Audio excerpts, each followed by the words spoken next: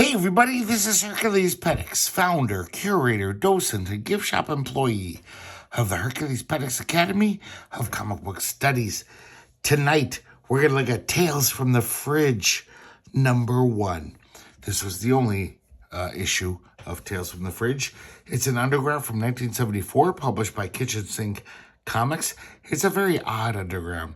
But before we continue with this, I just wanted to thank from the bottom of my spleen, Archibald Gernsback, who from the Archibald Gernsback Institute of Sequential Narrative.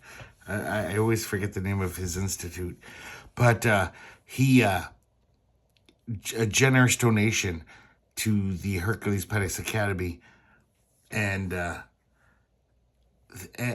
it was very timely because I was running out of undergrounds to show you guys. I mean, I got some random issues to show, but the majority of my undergrounds, YouTube won't let me show you them. I tried to start a Pornhub site. I tried to start an OnlyFans site so I could show these off. I couldn't do it. I couldn't figure it out. They kept telling me, oh, you need an Instagram account or something. Some crazy shit. I'm not going to make an Instagram account. I'm an old man. I don't care about social media. All these things I didn't know how to do. So I'm running out of undergrounds to show you. I mean, if I could show you things uncensored, I wouldn't have to worry about being taken down by YouTube. I have a lot of undergrounds to show off, but I'm running out of the ones that are kind of okay. So, Tales from the Fridge #1. Once again, thank you, Archibald. And this is a pretty fun underground, pretty weird. Not the best underground. It's one of those weird undergrounds that kind of slipped under the radar, made by two creators who, as far as I know, never did an underground comic ever again.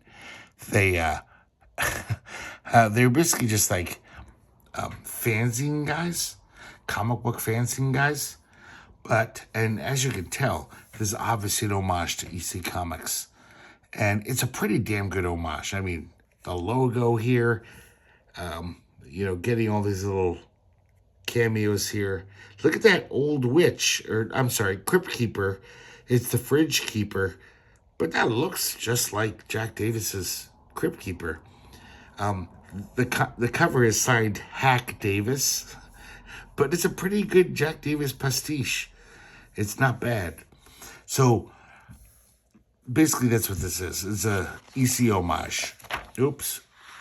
Let's get this going. This is weird. It has a little inscription thing. To put friend's name here.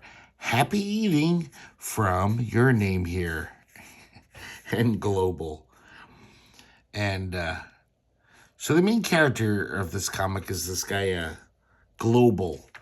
And he's basically he's a one-note character. He's morbidly obese, and he loves to eat.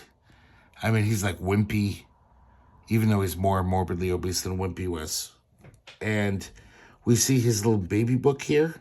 He was 28 pounds at birth. And let me just see real quick. Yeah, Global McBlimp. That's his name. So this is the creation of Russ Jones and Bhob Stewart. Bhob is spelled with Bhob. You might recognize that name if you're a comic nerd.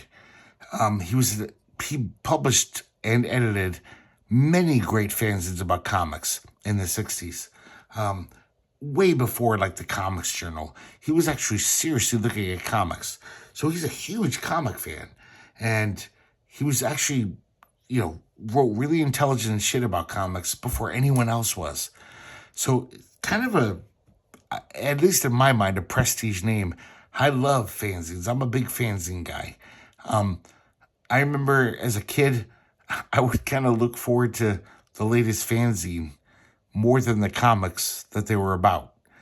Because the Comics Journal was more literate and interesting than a lot of the comics that were out in 1977. There weren't that many good comics in 1977. It was kind of a wasteland. I didn't have access to buying all the undergrounds at the time. So I just knew Marvel, DC. Maybe through Bud Plant, I was reading ElfQuest a year or two later. But for the most part, I was more excited about getting the latest comics journal than anything on the newsstands. So these guys are like really high up there in the fanzine realm. I didn't know they did comics. Even according to Grand Comic Database, they don't even know the breakdown of this. It just says Russ Jones and Bob Stewart, script, pencils, inks. So I have no idea who did what. I didn't, either of these guys, I have, as far as I know, never drew. So I guess they do, because there's some good stuff in here. See, it says Russ Jones and Bhob. And I don't know who wrote what, who penciled, who inked. Even GCD doesn't know. Once again, we see this Crypt Keeper character. That's a really good approximation of the Crypt Keeper. It's really well done. So we see the Fridge of Fear here. And just like in the EC Comics, it's a very pun-laden, punny opening. Hey, Jello there, Weight Watchers. Okay, they're not all good. A cold welcome to the Fridge of Fear.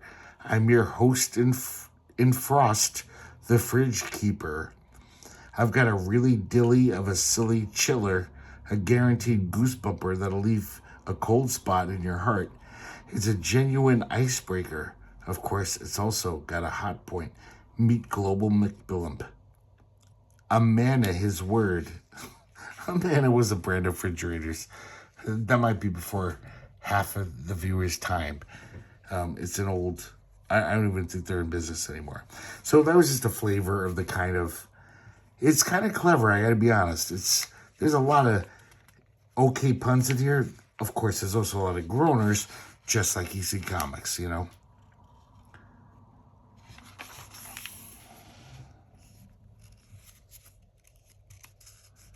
So the story starts off, almost the secondary main character of this comic is a guy named Rod Usher. And we see Rod Usher, and he's talking to himself. He says, yeah, it's been a year and a couple months since Global died. He left me all his loot. Now I'm a millionaire, and I have the best of everything. And he's got all these hot girls coming to his place because he's rich. But he's kept Global's room preserved. And basically all it is lots of hoarded food and Pepsi products. Because that's what Global lived for. He was all about eating.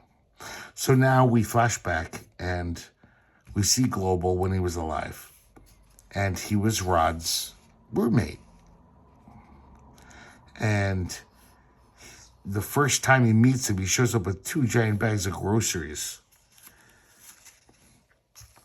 And pretty soon, Rod discovered that Global had only 2 pleasures in life, food and stereo.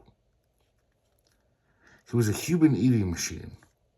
And it's kind of weird. They keep mentioning that Global loves stereo products and how, you know, after he died, Rod was very happy to inherit them. But it just doesn't really fit in the story. It's just kind of weird that they threw in this whole idea about how Global loves stereo and speakers and woofers and tweeters. It doesn't really matter, but they keep mentioning it. It's very odd. So basically Rod was just, I don't know, I guess disgusted or just amazed at how much Global could eat. So he started ribbing him about his eating, hoping that it would make him, almost shame him into stop being such a glutton. But it seemed like it had the opposite effect.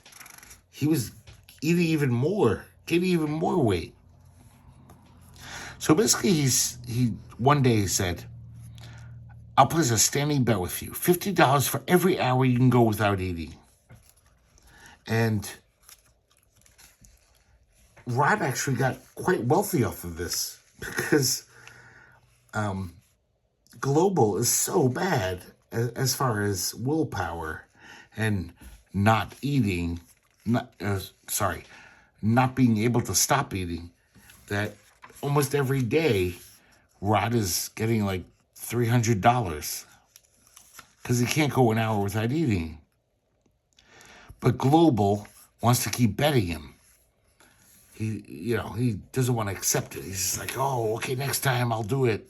Let's bet again. Yeah, he's averaging $450 a day from his roommate. So we quickly realized that Rod is pretty much a shitty guy. He's not a good roommate, not a good friend, even though Global naively thinks he is his pal. So one day, Global's in his apartment, and he's making his own special recipe for hamburgers. Rod tries it and says, oh my God, this is amazing. This is the best hamburger I've ever eaten. And so now we got a new spin on the story. Rod takes the recipe, hooks up with some investors and some restaurant chain, and it becomes a huge thing, Global Burger. And it actually looks like Global's face here. The restaurants almost look like a big fat guy's face with a goofy haircut. And of course, Rod and the investor guys, they split all the money. Global gets nothing. And Rod keeps promising him, it's like, oh, we'll take care of you eventually. And Global's such a naive, sweet guy. He's just like, oh, okay. Well, hopefully one day I'll get some money from that. I'm sure Rod will take care of me. He even has to pay for his own burgers from his own burger chain that he was the impetus for. So one night, Global goes out. He goes to a rock concert, and he meets this like little hippie chick, and she's being all nice to him. Turns out she's only nice to him because she recognizes him. She says, I think this is Global McBlimp. I think I finally found my gold mine. So she offers him some reefer, and it blows his mind. Kazap. And he's like, wow, I'm really stoned. And all of a sudden, he's like extra huge. And then we see this is kind of the mild psychedelia of this comic. He sees this amazingly drawn, like Vincent Price-like character. It's pretty nice. And the RCA dog. It's just like he's tripping out, basically, just from smoking a few tokes, taking a few tokes. He's at a concert, and Dr. Hook is playing. It's weird how specific they are about all the bands playing at this show. And he's imagining that he is the guitarist, but also not just the guitarist. He's tripping out. Like, it's almost like this sci-fi crazy guitar thing going on. And then we see him reading the Sunday Funnies. It's a very abrupt change. And then we get this pretty well-drawn parodies of comic strips. So we have Dork Tracy. He has a wrist burger instead of the two-way TV wristwatch.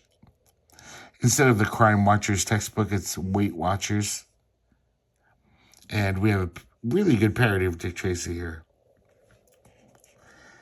Of course, Global is the villain, because he does almost look like a caricature of himself.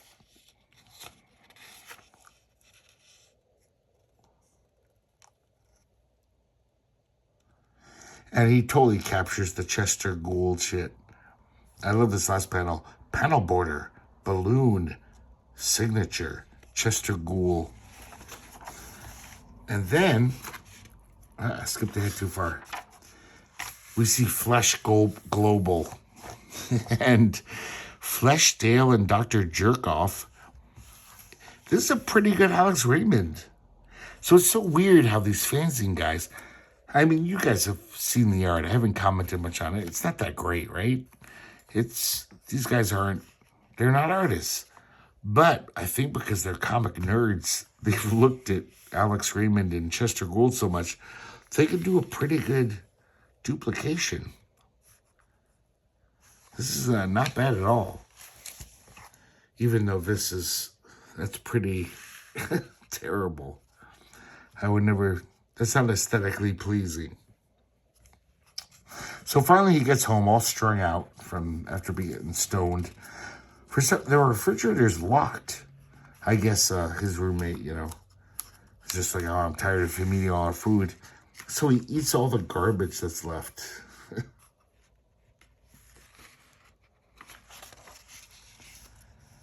And Rod is just like, hey, wait a second, I think I have an idea. So over the following week, Rod buys some food. He buys him buckets of fried chicken and chocolate malted fraps. I did want to comment, this is such a nerdy thing, but I have a feeling these guys are from New England, because it's the only time I've ever heard the term frap is in like New Hampshire or Rhode Island. I've never been to Vermont or Maine. I don't know if they do it there. But yeah, I just wanted to point that out. I think Bob Stewart and Russ Jones are New Englanders. So it's basically a milkshake. It's the same thing as a milkshake, even though someone from New England would argue vehemently with you about the differences between a frap and a milkshake, even though it's the same thing. So he just keeps buying him food. He basically wants to kill him. Of course, Rod is constantly frustrated because Global really is a fucking eating machine. And Rod is just like, God damn it. He's eaten enough for 5, platoons of Marines. Every now and then, like, look how well that eye is drawn. That could be like Al Williamson or something. But then the rest of the art is just kind of like this. It's so weird. Right there, pretty nice illustration.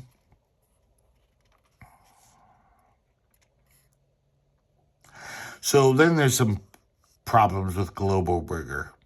I guess there's accusations that there's botulism in him. One of the investors, David Manick, shoots himself.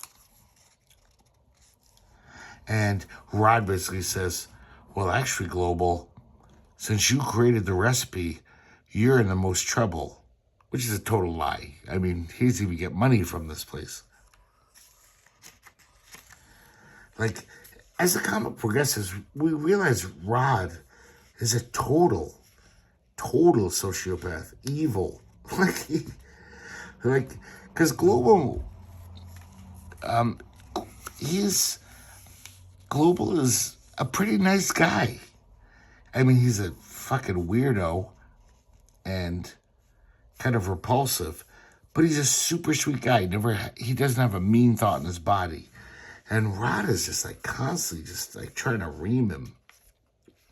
So he tells Global, he says, hey, let me do you a solid. Why don't you sign over your upcoming trust fund to me? And then the insurance company can't get it, so you can't be sued. Of course, Global's like, oh, thank you, Rod. You're such a good friend.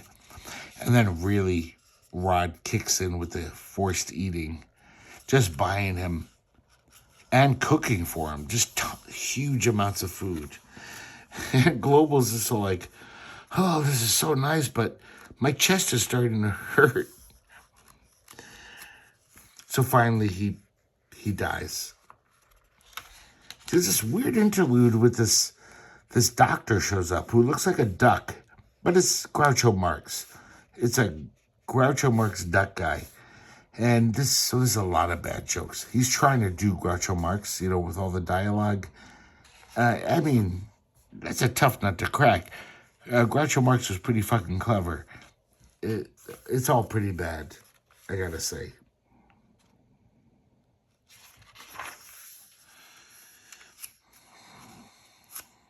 So Global is buried And Rod watches with no remorse at all. He's just like, good job.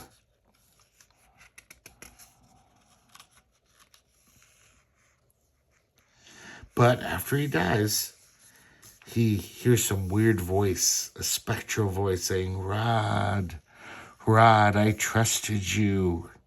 So he does have a little, I guess, subconscious guilt.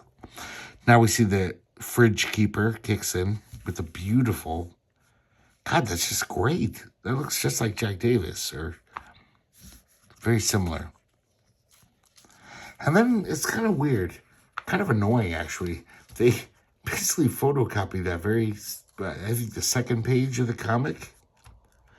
Everything's the same, with the dialogue and everything, except when he goes into Global's room, which he has preserved, we see Global's ghost saying, I trusted you, Rod.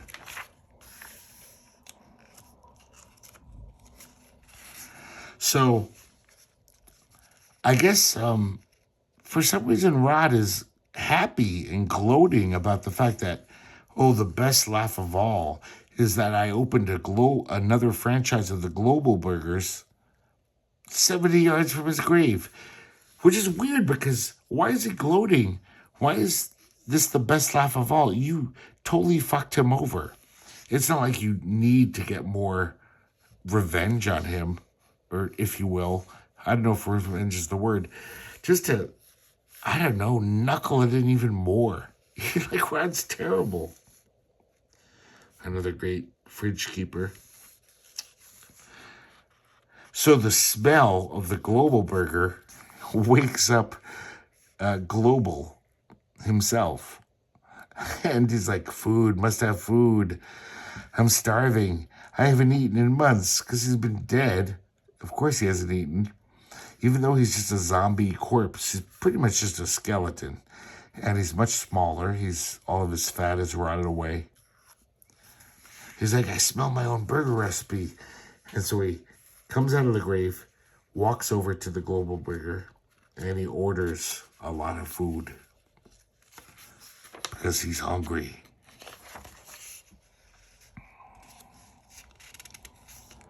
All these people run from the restaurant. I love this guy just puking in between his fingers. Because, of course, it's repulsive. So he gets his food. He's horrified to find out that his food just falls down through his skeletal body. It's just running down his legs. And he starts to finally he realizes, like, this is all Rod's fault. He's no friend. He betrayed me. And so basically he heads out to get revenge.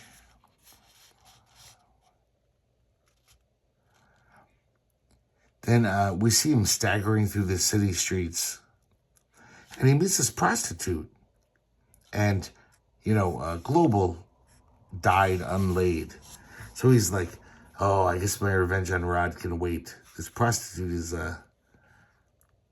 she's talking to me. He doesn't even realize she's a prostitute. That's how naive he is. He's just like, this woman's being nice.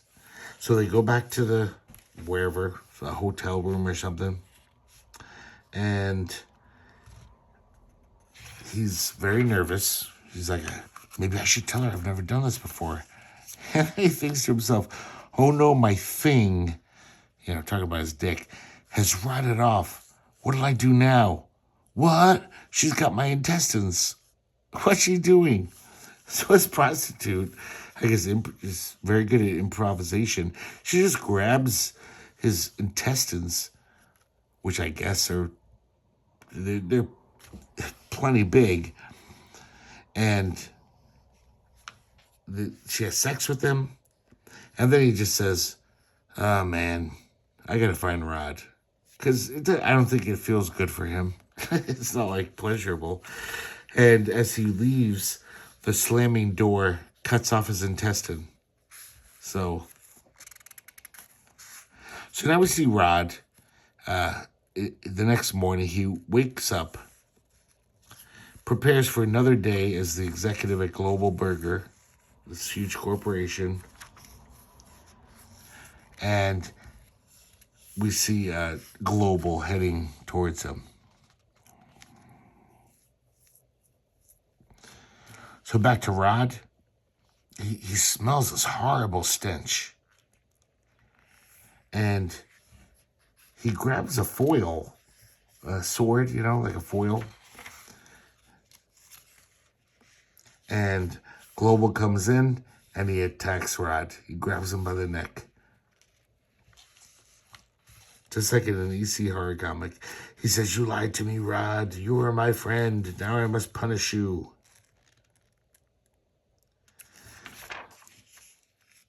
And he chokes him to death. 2 days later, they found Rod, or what was left of him. He was cooked with the 7 succulent secret ingredients of a Global burger. In the corner sat Global, a long dead thing. Oozing from his stomach was a hellish pile of bilious putrescence. So he ate Rod. He's got him on a spit here. It's like a bite out of his buttocks. I don't think I've ever seen that in a comic. No matter how gory it was, I've never seen a bite taken out of someone's buttocks before. That Groucho Marx guy is back. The duck. And, of course, the fridge keeper gives us the last panel with a lot of bad puns. And that's the end. Quite a tale. I don't know if it's a good tale, but it's quite a tale. Next we see a little, we get a couple one-page gag type comics. Global McBlimp.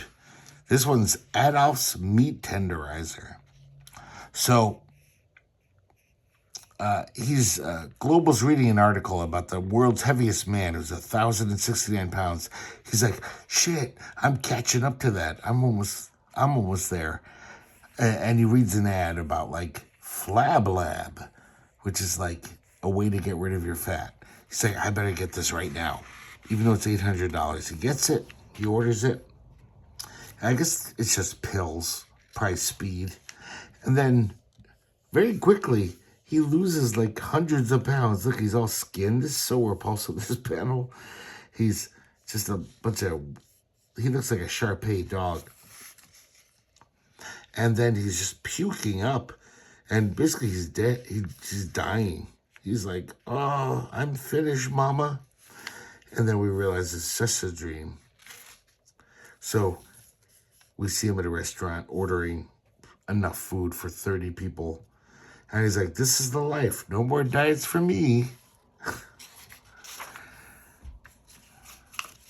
I gotta say, you know, I'm a Generation X guy. I'm 57. I'm not offended easily. I'm pretty sure, though, if I was like a Generation Z kid, you know, I've been fat my whole life. This would offend the shit out of me. This, as far, if I was like into like fat rights, fat people's rights. This is really just like Gold McBlimp is just a total, like, horrible parody of like a fat person. Like, yeah, fat people, they just want to keep eating and they're lazy and whatever. But it's a comic. I get that. I'm not a Gen Z kid, so I'm gonna not be filled with moral outrage on this. But I'm pretty sure if I wasn't Gen X, I could be. I'd have the right to be over this. It's kind of offensive. I mean, not to me, because nothing offends me. I mean, I read lots of nasty comics, but I could see that as a thing. Because this guy is just a total one-note character, just a kind of a negative stereotype of fat people. So we have another one-pager, Fiddling with Fine Tuna. And we see Global watching a movie late at night, and every commercial reminds him of food, so he keeps eating. And it's 3 a.m. at the end, and he's like, oh, I'm out of food. But luckily, there's a fried chicken to-go place that's open all night long, and we see him ordering more food at 3 in the morning. So not even that funny. It's just like, wow, this guy eats a lot of food. Next one is Global feels a draft. Global gets a letter from the draft board. He's called up. So he's freaking out. He's like, oh my God, I'll have to take my clothes off for the physical. 2 years of army food, all that exercise. But of course, when he gets there, the fact that he can't even walk through the door, the draft sergeant is just like, you're 4F, big blimp. So it all works out for Global. Next on the job, once again, this is just like, I'm really not offended, but I feel like I should be. This is just like, this is totally anti-fat people humor, where he gets a job and he's as a dishwasher, minimum wage. They're out, their clothes don't fit him, you know, the kitchen clothes that the business offers him. And his shirt is way too dirty, so they make him just have no shirt on, which I think even in the 70s is against the health code, right? But of course, he can't work more than an hour without looking at the food in the kitchen and be like, oh, a jar of olives. They're my favorite. So it's the whole like fat and lazy stereotype, you know? And he's just like, oh my God, the manager keeps checking on me. There's so many dirty dishes. And I can't eat because he's checking on me. So then the last panel is him in the toilet, on the toilet. He grabs some food, I guess. He's like, safe at last. This is such a disgusting, disparaging view of fat people. I mean, believe me, guys, I live up to a lot of the stereotypes of fat people. I'm not lazy. I'm lazy with my own life. Just because I'm so obese now, it hurts to do a lot of things. But when I'm at work, I kick the shit out of that job. I work my ass off. And it's not like I have to run to the bathroom to eat food. It's so weird. Here's a parody of Ripley's Believe It or Not, which we've seen this thousands of times in comics, underground comics, alternative comics. And these are actually kind of funny. They're just like very ridiculous, which is the best way to make fun of Ripley's Believe It or Not. A watermelon wearing a pork pie hat grown by Mrs. Germaine Nat. Milk toast is neither milk nor toast. It's a soggy mess. Dr. Victor Frankenstein originally planned to transplant a brain into an anchovy pizza. But guys, even though this is ridiculous, look how good that drawing is. So it's so weird how these guys aren't that good at drawing almost the whole comic. But every now and then they do these amazing, I mean, that's really good art. That's a really good, what's his face? Boris Karloff, I guess? Was that? Nah, whatever. Whoever the actor was. John Carradine? We get some ads, and we get a back cover, which is how to make and eat your own Global burger.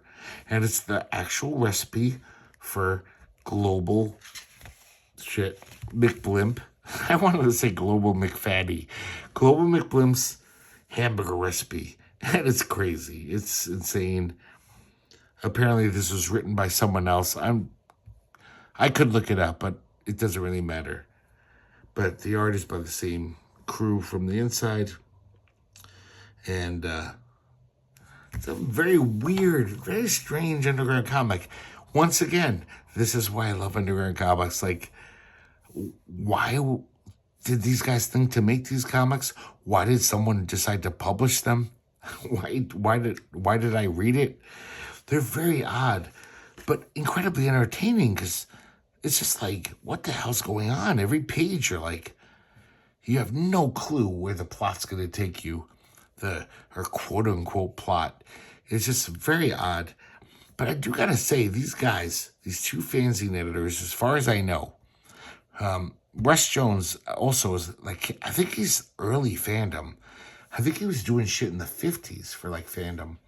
I've seen his names like on early Warren comic scripts and in fanzines from the time. Who would have thought that these guys could draw? I mean, like I said, most of it's pretty crappy looking, but it's competent. I mean, I guess I'm saying it's crappy just because it's not as good as what they're capable of. Some of the panels are just like, wow, you guys can really draw. But most of it just looks like this. Like that, for example, that's a really good caricature of this prostitute. That's pretty nice. It's not bad. And that's a great zombie right there.